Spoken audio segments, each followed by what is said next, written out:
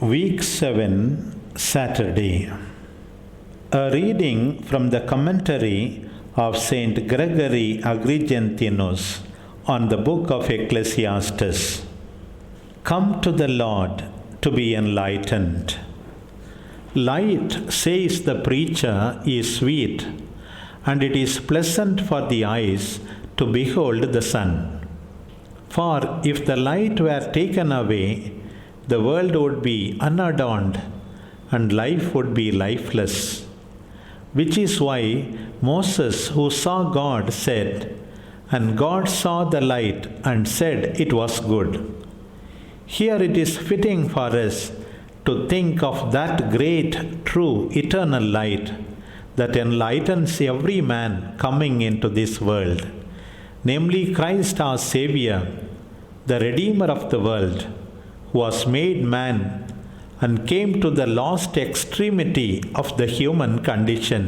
Of him the prophet David says, "Sing to God, sing praises to his name. Lift up a song to him who rides upon the clouds. His name is the Lord, exult before him." He too called the light sweet and foretold that it would be good to see with the eyes the Son of Glory. He who in the time of his divine incarnation said, "I am the light of the world. He who follows me will not walk in darkness, but will have the light of life." And again, this is judgment, that the light has come into the world. In this way, by means of the light of the sun, which we see with our bodily eyes, he foretold the spiritual Sun of justice. That was indeed most sweet for those who were found worthy to be taught by him, and to see him with their own eyes as any man living and dealing with men, even though he was not just any man. He was indeed the true God, and hence brought it about that the blind saw, the lame walked, the deaf heard.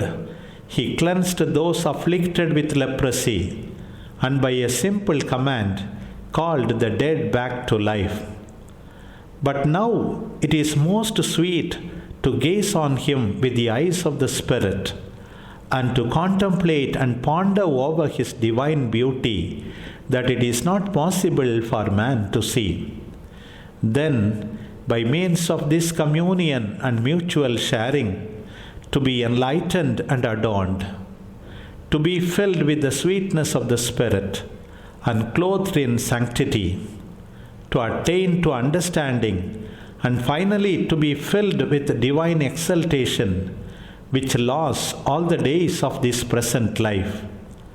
The wise preacher made this point when he said, "For if a man live many years, let him rejoice in them all."